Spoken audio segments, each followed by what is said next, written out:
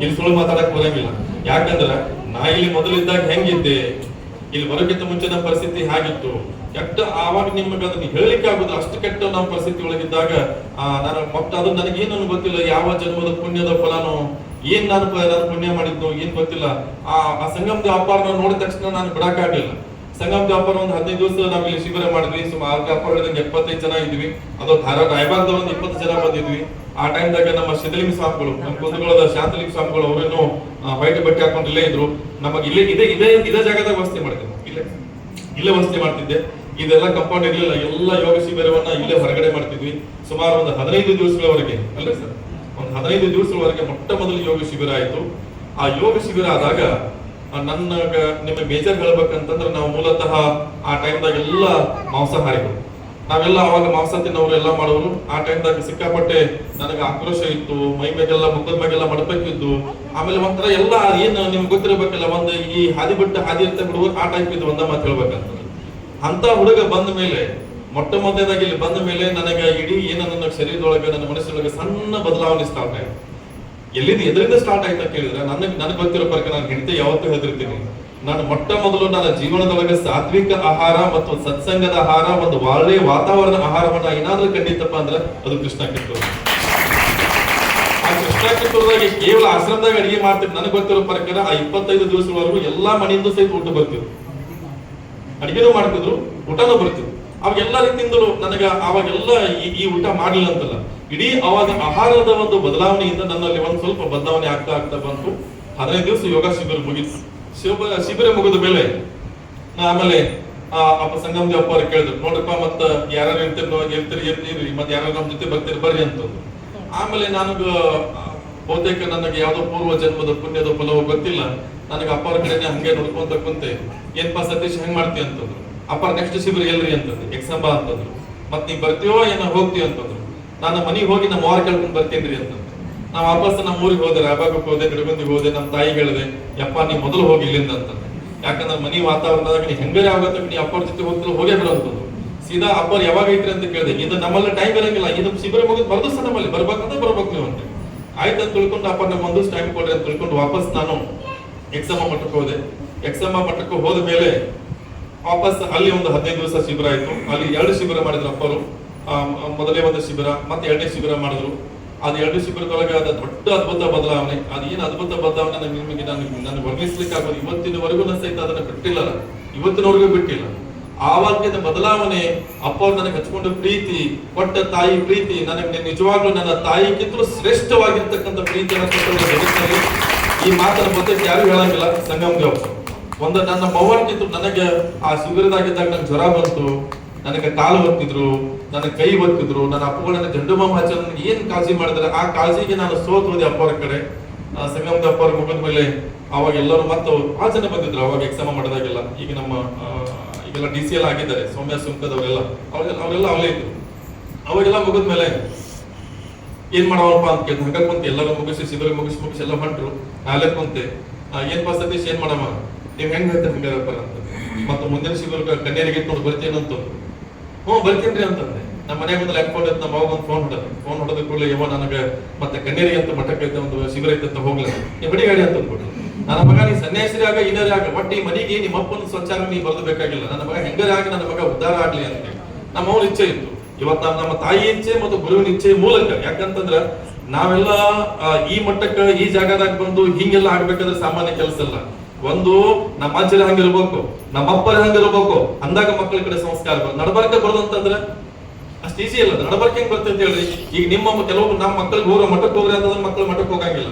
ಈಗ ನಮ್ಮ ಮನ್ಯಾಗ ಮಠಕ್ಕೆ ಹೋಗ್ರೆ ಹೋಗೋ ವಾತಾವರಣ ಇಲ್ಲ. ಅಂತಂದ್ರೆ ನಮ್ಮ ಹೋಗ ಒಂದ್ ಸ್ವಲ್ಪ ಬಹಳ ದೊಡ್ಡ ಸಂಸ್ಕಾರ ಇತ್ತು ನಮ್ಮ ತಾಯಿಗೆ. ಹೆಂಗಾರ ಮಾಡಿ ನನ್ನ ಮಗ ಉದ್ಧಾರ ಆಗ್ಬೇಕು, ನನ್ನ ಗಂಟೆ ಕುಡುಕ ಹಿಂಗಾದ್ರೆ ನನಗೆ ಅಕ್ಕಿಗೂ ಅಂಗನವಾಡಿ ಟೀಚರ್ ಹೊಟ್ಟೆ ಬಡ್ಸ್ಕೊಂಡ್ ಸಾಕಾಗಿ ಹೋಗಿತ್ತು. ಅಕ್ಕಿಗೆ BP ಬಂತು, ಶುಗರ್ ಬಂತು, 2 ಕಿಡ್ನಿ ಫೇಲ್ ಆಗೋದು ಬಂತು. ಆ ಮಟ್ಟಕ್ಕೆ ಪರಿಸ್ಥಿತಿ ಕೆಟ್ಟಿದ್ದಾಗ ನನ್ನ ಮಗ ಹೆಂಗಾರ ಮಾಡಿ ಉದ್ಧಾರ ಆಗ್ಬೇಕಂತ ತಿಳ್ಕೊಂಡು ಸಂಗಮದ ಅಪ್ಪರ ಕಡೆ ವಾಪಸ್ ಬಂದ್ರು. ಅಪ್ಪರ ನೀವು ನನ್ನ ಮಗನ ಸನ್ಯಾಸರೇ ಮಾಡ್ರಿ, ಇಲ್ಲಿಕ್ಕೆ ನೀವು ಮಠದಾಗ ಇಟ್ಕೋರಿ, ಏನಾದ್ರು ಮಾಡ್ರಿ, ಒಟ್ಟು ಮನೆಗೆ ಕಳಿಸ್ಬೇಡ್ರಿ ಅಂತ. ಆಯ್ತು ಬಾ ಹಂಗ ಅಂದ್ಕೊಳ್ಳಿ. ಅಪ್ಪರ ವಾಪಸ್ ನನ್ನ ಕರ್ಕೊಂಡು ಕನ್ನೇರಿ ಮಠಕ್ಕೆ ಕರ್ಕೊಂಡು ಹೋದ್ರು. ಕನ್ನೇರಿ ಮಠದಾಗ 1 ಶಿಬಿರ ಇಲ್ಲ, 2 ಶಿಬಿರ ಇಲ್ಲ. ಅವಾಗ ಅದ್ರಶಪ್ಪ ಅವರು ಸಹಿತ ಎಷ್ಟು ಮಾಡ್ತಾರೆ ಶಿಬಿರ ಮಾಡ್ರಿ ಅಂತ ತಿಳ್ಕೊಂಡು ಅಲ್ಲಿ 1-2-3 ಶಿಬಿರ ಮಾಡಿದ್ವಿ. ಶಿಬಿರ ಮುಗಿದ ಕೂಡಲೇ ಮತ್ತೆ ನನ್ನ ಅಪ್ಪ ಅವ್ರು ಮತ್ತೆ ಅವ್ರ ಮಠಕ್ಕೆ ಹೋಗೋರು, ನಾನು ಮನೆಗೆ ಹೋಗ್ಬೇಕು, ಹೆಂಗ್ ಮಾಡ್ತೀವಿ ಅಂತ ಕೇಳಿದ್ರು. ಇಲ್ಲಪ್ಪ ನೀವು ಹೆಂಗ್ ಹೇಳ್ತೀರಿ ಹಂಗ ಅಂತಂದ್ರೆ ನೋಡ್ರಿ ಹೆಂಗಿರ್ತ ಅಷ್ಟು ಈಸಿ ಎಲ್ಲ ಅಫೆಕ್ಷನ್ ತಕ್ಕೊಂಡು ನಾವು ಮೈಸೂರು ಕೊಟ್ಟಿವಿ ಅಂತಂದ್ರು ಬರ್ತೇನ್ರಿ ಅಂತಂದೆ ನಾನು. ಅಲ್ಲಿಂದ ಮತ್ತೆ ವಾಪಸ್ ಏನ್ ಮಾಡ್ರು, ನನ್ನ ವಾಪಸ್ ಎಕ್ಸಮ ಮಠಕ್ಕೆ ಕರ್ಕೊಂಡು ಬಂದ್ರು. ಎಕ್ಸಮ ಮಠದಿಂದ ವಾಪಸ್ ನನ್ನ ಹುಬ್ಳಿಗೆ ಗಾಮನಗಟ್ಟಿ ಮಠಕ್ಕೆ ಕರ್ಕೊಂಡು ಹೋದ್ರು. ಗಾಮನಗಟ್ಟಿ ಮಠದಿಂದ ವಾಪಸ್ ನನ್ನ ಮೈಸೂರು ಕರ್ಕೊಂಡು ಹೋದ್ರು. ಮೈಸೂರದಾಗ ಒಂದು ಅಲ್ಲಿ ಸುತ್ತೂರು ಮಠದ ಒಂದು ಶಿಬಿರ ಆಯ್ತು. ಶಿಬಿರ ಆದ್ಮೇಲೆ ನೆಕ್ಸ್ಟ್ ಮತ್ತೆ ಅವ್ರಿಗೆ ನಂಗೆ ಕೇಳೋ ಪ್ರಶ್ನೆ ಬರಂಗಿಲ್ಲ ಅವ್ರು ನನಗೆ, ಇನ್ನೆಲ್ಲಿ ಹೋಗ್ತಿಪ್ಪ ಅವ್ರ ಜೊತೆ ಹೋಗ್ಬೇಕು. ವಾಪಸ್ ನಾ ಹೋಗಿದ್ದೆ ಎಲ್ಲಿಪ್ಪ ಅಂತ ಕೇಳಿದ್ರೆ ಊಟಿಗೆ ಹೋದ್ರು. ಊಟಿ ಒಳಗ ಅಲ್ಲಿ ಮೊಟ್ಟ ಮೊದಲಾಗಿ ಭೇಟಿಯಾಗಿದೆ ಯಾರಪ್ಪ ಅಂತ ಕೇಳಿದ್ರೆ ಸಿದ್ದೇಶ್ವರಪ್ಪ. ಮೊಟ್ಟ ಮೊದಲಾಗಿ ಭೇಟಿಯಾಗಿದ್ದೆ ನನ್ನ ಸಿದ್ದೇಶ್ವರಪ್ಪನ. ಅಲ್ಲಿಗೆ ನನ್ನ ಜೀವನ ಎಷ್ಟು ಬದಲಾವಣೆ ಆಯ್ತಪ್ಪ ಅಂತಂದ್ರೆ ನನ್ನ ದೇಹದೊಳಗೆ ಬದಲಾವಣೆ ಆಯ್ತು, ನನ್ನ ಮನಸ್ಸಿನೊಳಗೆ ಬದಲಾವಣೆ ಆಯ್ತು, ನನ್ನ ಬುದ್ಧಿ ಒಳಗೆ ಬದಲಾವಣೆ ಆಯ್ತು. ಯಾವ ರೀತಿಯಾಗಿರ್ತಕ್ಕಂತಹ ಎಲ್ಲ ಕಲ್ಮಶಗಳು ಕೂಡಿದ್ವೋ, ಯಾವ ಶರೀರದಲ್ಲಿ ರಾಜಸಿಕ ಒಂದು ತಾಮಸಿಕ ಭಾವನೆಗಳು ಕೂಡಿದ್ವೋ, ಎಲ್ಲವುಗಳ ಕಲ್ಮಶಗಳ ಬದಲಾವಣೆಯಾಗಿ ಅಪ್ಪ ವಾಪಸ್ ನಾನು ಕರ್ಕೊಂಡು ಬಂದ್ಮೇಲೆ ಎಕ್ಸಮ ಮಠಕ್ಕೆ ಕರ್ಕೊಂಡು ಬಂದ್ರೆ ಪ್ರತಿ ಶಿಬಿರದಲ್ಲಿ ಸತ್ಯಶಿನಿ ಯೋಗ ನೀನು ನಡೆಸಬೇಕು ಅಂತ ಹೇಳಿ ಮತ್ತೆ ಅಪ್ಪರ ತಕ್ಕ ಶಿಷ್ಯನಾಗಿ ನಾಗಿದ್ದೆ. ನಾನು ಹೆಂಗಿದ್ದೆ ಅಂತಂದ್ರ ನನಗೆ ಅಪ್ಪ ಹಿಂಗ ಕರೆದು ಕೂಡಲಿ ಹಿಂಗ್ ಮಾಡ್ಬೇಕು ಅಂದ್ರೆ ಮಾಡಿಬಿಡು, ಹಿಂಗ್ ನೀ ಇಷ್ಟು ಮಾಡ್ಬೇಕಂದ್ರೆ ನಾನು ಬೆಳಿಗ್ಗೆ 4 ಗಂಟೆಗೆ ಎದ್ದು ಇಲ್ಲಿಗೆ ನೀನು ಹೋಗಪ್ಪ ಕೆಳಗಿದ್ದು ಪೂಜೆ ಮಾಡ್ಬೇಕಂತಂದ್ರೆ ವರ್ಷ ತಕ್ಕ ನನ್ ಬಿಡ್ಲಿಲ್ಲ. ಬೆಳಿಗ್ಗೆ 4 ಗಂಟೆಗೆ ಹೇಳವ, ನಾನು ತಣ್ಣೀರ್ ಸ್ನಾನೇ ಮಾಡವ, ಅಲ್ಲಿ ಹೂ ಒಳಗೆ ಅಲ್ಲಿ ಹಾವು ಇರ್ತಾವ, ಅಲ್ಲಿ ಹೂ ಕಿತ್ಕೋಬಾರ್ದ ಏನ ನನಗೆ ಅರಿವಿಲ್ಲ. ಅಲ್ಲಿ ಹೋಗಿ ಕಿತ್ಕೊಂಡವ್ರು, ಯಾಕೆ ಗುರುವಿನ ಆಜ್ಞೆ ಅದಕ್ಕೆ ಕಿತ್ಕೊಳ್ಳದೆ ಹೂವ ಕಿತ್ಕೊಳ್ಳದೆ ಸ್ಥಾವರಲಿಂಗಕ್ಕೆ ಕೆಳಗಡೆ ಹೋಗದೆ, ಅದು 5 ಗಂಟೆಗೆ ಪೂಜೆ ಮಾಡದೆ, ಪೂಜೆ ಮಾಡಿ ವಾಪಸ್ ಬಂದು ಮತ್ತೆ ಯೋಗವನ್ನ ಮಾಡೋದೆ, ಎಲ್ಲವನ್ನ ಮಾಡಿ ಮಾಡಿ ಮಾಡಿ ಮಾಡಿ ಒಬ್ಬ ಸಾಮಾನ್ಯ ವ್ಯಕ್ತಿಯೂ ಸಹಿತ ಒಬ್ಬ ಅದ್ಭುತವಾಗಿರ್ತಕ್ಕಂಥ ಒಬ್ಬ ಬಲಾಢ್ಯವಾಗಿರ್ತಕ್ಕಂಥ ಮನುಷ್ಯನ ಆಗ್ಬೋದು ಅಂತಕ್ಕಂಥದ್ದು ಒಂದು ಇದು ನಾನು ಎಷ್ಟು ಮಟ್ಟಿಗೆ ನಾನು ಮಾಡಿದ್ದೇನಪ್ಪ ಅಂತ ಕೇಳಿದ್ರೆ ಇದೆಲ್ಲ ನಿಮ್ಮ ಕೃಷ್ಣ ಕಿತ್ತೂರದ ಆಶೀರ್ವಾದ. ಬಹುತೇಕ ಕೃಷ್ಣ ಕಿತ್ತೂರು ಬರಲಿಲ್ಲ ಅಂತಂದ್ರೆ ನಾನು ಒಬ್ಬ ಚಾಲಕನಾಗಿಯೋ ಬಸ್ ಕಂಡಕ್ಟರ್ ಆಗಿಯೋ ಬಹುತೇಕ ನಮ್ಮ ಜೊತೆ ಇದ್ದವ್ರು ನಿಮ್ಗೆ ಗೊತ್ತಿರಲಿ, ಕೃಷ್ಣ ಕಿತ್ತೂರು ಸತ್ಯವಾಗಿ ಹೇಳ್ತೇನೆ, ನನ್ನ ಜೊತೆ ಫ್ರೆಂಡ್ಸ್ ಇದ್ದವರೆಲ್ಲ ಕೆಲವೊಬ್ರು ಏನೋ ಆಗಿ ರೋಗಗಳಾಗಿ ಕೆಲವು ಬೇರೆ ಇಲ್ಲ ಈ ವೇದಿಕೆ ಮೇಲೆ ಎಲ್ಲ ಆಗ್ಬೋದು. ನನ್ನೆಲ್ಲ ಸ್ನೇಹಿತರು, ನಮ್ಮ ಜನ್ಮದ ಪುಣ್ಯದ ಫಲ ಬುದ್ಧಿಜಿಯವರು, ಬಸವೇಶ್ವರಪ್ಪ ಅವರು, ಇವರೆಲ್ಲ ಗುರುವಿನ ಆಶೀರ್ವಾದವು ಏನೋ ನಿಜವಾಗ್ಲೂ ಸಂಗಮದೇವಪ್ಪರ ಆಶೀರ್ವಾದ. ನಾ ಎಲ್ಲ ನಿಮ್ ಕೃಷ್ಣ ಕಿತ್ತೂರ್ದು ಊಟ ಮಾಡಿದೆ ಅಂತ ತಿಳ್ಕೊಂಡು ನನ್ನ ಜೀವನದೊಳಗೆ ದೊಡ್ಡ ಬದಲಾವಣೆ ಆಯ್ತು. ಈ ಕೃಷ್ಣ ಕಿತ್ತೂರ್ಗೆ ಬಂದೆ ಅಂತ ತಿಳ್ಕೊಂಡು ಒಬ್ಬ ಅದ್ಭುತವಾಗಿರ್ತಕ್ಕಂತಹ ಒಬ್ಬ ಇವತ್ತು ಸಹಿತ ಯೋಗವನ್ನು ಒಂದು ದಿವಸನೂ ಬಿಡಲಾದ 300 ಜನ ವಿದ್ಯಾರ್ಥಿಗಳಿಗೆ ದಿನಾಲು ಬೆಳಿಗ್ಗೆ ಯೋಗವನ್ನು ಹೇಳ್ಕೊಡದೆ ಒಂದು ನಮ್ಗೆ ಬರೋದಿಲ್ಲ. ಇವತ್ತಿಗೆ ಸಹಿತ ಬೆಳಿಗ್ಗೆ ನಾನು ಯೋಗ ಹೇಳಿಕೊಟ್ಟೆ ಕೇಳ್ಬಂದೆ. ಮತ್ತೆ ಅಷ್ಟೇ ಅಲ್ಲ, ನನ್ನ ಹೆಂಡತಿ, ನನ್ನ ಮಗ, ನನ್ನ ಸಣ್ಣ ಮಗಳ ಅಕ್ಕಿ ಸಹಿತ ಬೆಳಗಿಲ್ಲ, ಅವರೆಲ್ಲರೂ ಕರ್ಕೊಂಡು ಹೋಗೋದು ಬೆಳಿಗ್ಗೆ. ಆಕೆ ಬೆಳಿಗ್ಗೆ ಹೇಳಲಿಕ್ಕಂದ್ರೆ ಆಕೆ ಎಬ್ಬಿಸಿ ಹಾಲು ತೆಕ್ಕಿಸಿ ಮಾಡಿ ಕರ್ಕೊಂಡು ಹೋಗುದು. ಯಾಕೆ ನನಗೇನು ಬದಲಾವಣೆ ಆಗಿದೆಯೋ ಅದು ನನ್ನ ಮಕ್ಕಳಿಗೆ ಬಹಳ ತೊಡೆ ಆಗ್ಲಿ.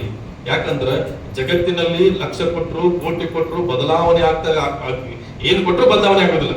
ಒಂದು ಬದಲಾವಣೆ ಆಗ್ತಕ್ಕಂಥ ಏನಾದ್ರೂ ಕ್ಷೇತ್ರ ಇದ್ರೆ, ಏನಾದ್ರೂ ಮನುಷ್ಯ ಬದಲಾವಣೆ ಆಗ್ಬೇಕು ಅಂತ ಕೇಳಿದ್ರೆ ಅದು ಗುರುವಿನ ಸಾನ್ನಿಧ್ಯದಲ್ಲಿ, ಒಂದು ಎಲ್ಲ ಗುರುಗಳ ಸಾನ್ನಿಧ್ಯದಲ್ಲಿ ಅಂತಕ್ಕಂಥ ಮಾತು. ಅದು ನಿಜವಾಗ್ಲೂ ಯೋಗದ ಮೂಲಕ, ಅಂತ ಅದ್ಭುತವಾಗಿರ್ತಕ್ಕಂತಹ ಯೋಗವನ್ನ ಮಾಡುವುದರ ಮೂಲಕ ನನ್ನ ಇಡೀ ನನ್ನ ದೇಹದಲ್ಲಿ, ಮನಸ್ಸಿನಲ್ಲಿ, ಬುದ್ಧಿಯಲ್ಲಿ, ನನ್ನ ಇಡೀ ಆಧ್ಯಾತ್ಮಿಕ ಶಕ್ತಿಯಲ್ಲಿ ಬದಲಾವಣೆ ಆಗಿ ನನಗೆ ಒಂದು ಅದ್ಭುತವಾಗಿರ್ತಕ್ಕಂಥ ಮನುಷ್ಯನಾಗಿ ಆಗ್ಲಿಕ್ಕೆ ಒಂದು ಪರಿವರ್ತನೆ ಆಯ್ತು.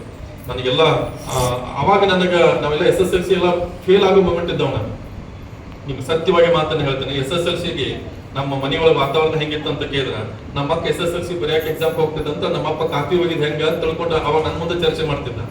ನಾನು SSLCಗೆ ಅವಾಗ ನನಗೆ ಈ ಮಠಕ್ಕೆ SSLCಗೆ ಶಿಬಿರ ಮುಗಿದ ಮೇಲೆ ನಾವು 9th ಸ್ಟ್ಯಾಂಡರ್ಡ್ 10th ಇದ್ದಾಗಿದ್ದು, ಅರ್ಧ ವರ್ಷಕ್ಕೆ ಅವಾಗಿದ್ದಾಗ ಅವಾಗ SSLCಗೆ ನಮಗೆ ಕಾಪಿ ಹೊಡಿಬಾರದು ಅಂತಕ್ಕಂಥ ಒಂದು ಸಣ್ಣ ಸೆನ್ಸ್ ಎಲ್ಲಿ ಬಂತಪ್ಪ ಅಂದ್ರೆ ಈ ಮಠದ ಮೂಲಕ ಬಂತು.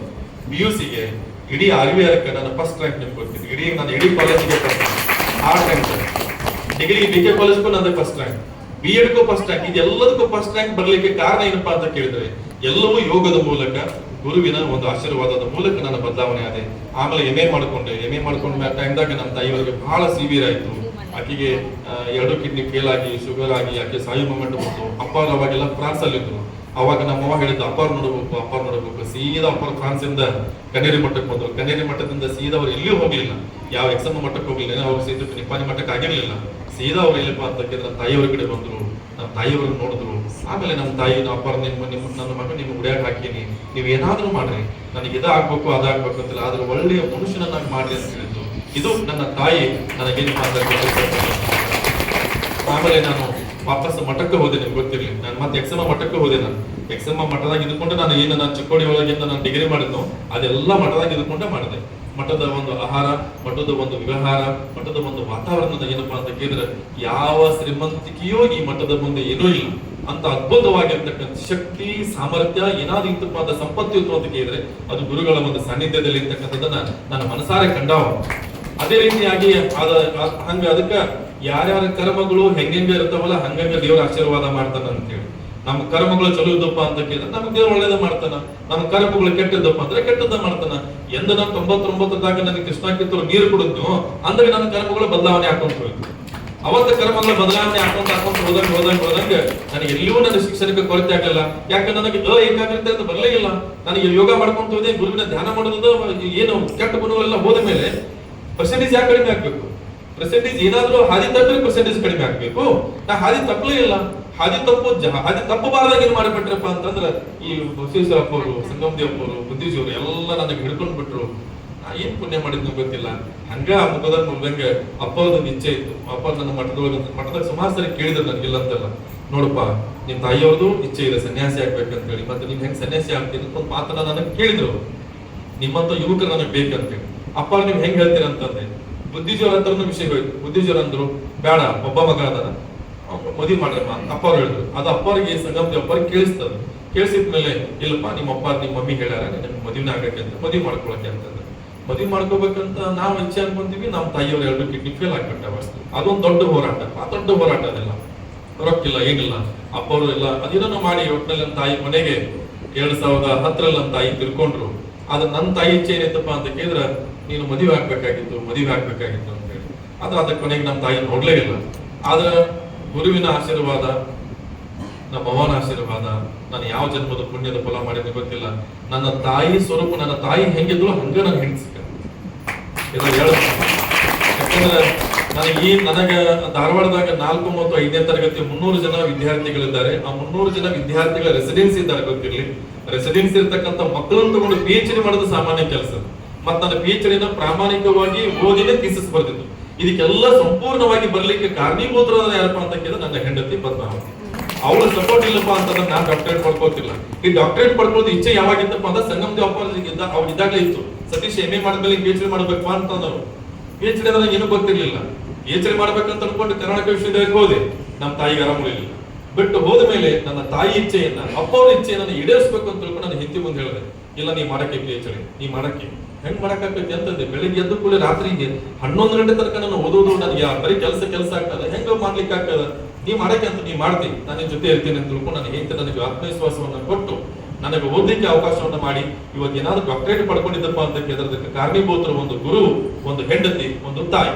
ಈ 3 ಜನರಿಗೆ ಈ PhD